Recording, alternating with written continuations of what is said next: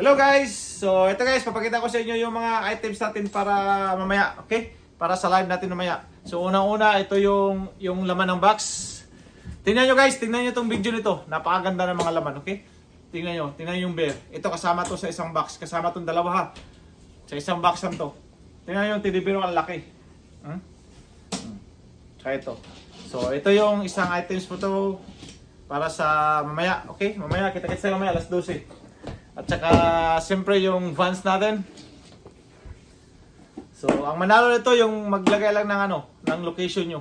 Kung sino yung nakapaglagay ng location sa comment, yun lang may chance na manalo nito, okay? At saka yung sa bear naman, kung sino yung naglagay ng location at saka bear, yun lang din yung may chance na mananalo. Okay? Ha? Oo, sa box. Saka ito lang, location lang need dito. Kung nabunot yung name nyo, tapos walang location, hindi po kayo pwede manalo dito. Okay? At saka ito, shoes.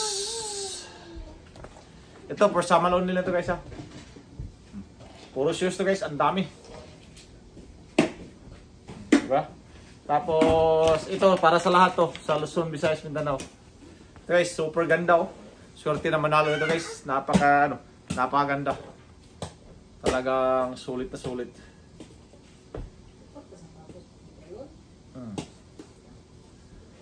Okay, so okay. Sa mamaya, kita-kits tayo mamaya, alas 12 ng tanghali. Yan na, dami sapatos. Tsaka siyempre yung pabango. Tingnan yung pabango guys.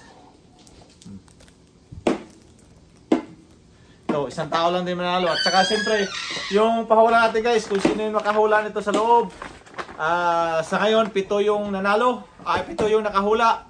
7 sila to 7 lang din ang 7 lang katawang nirapol ko nito. So 7 lang ang may chance, 7 lang ang may chance na manalo nito.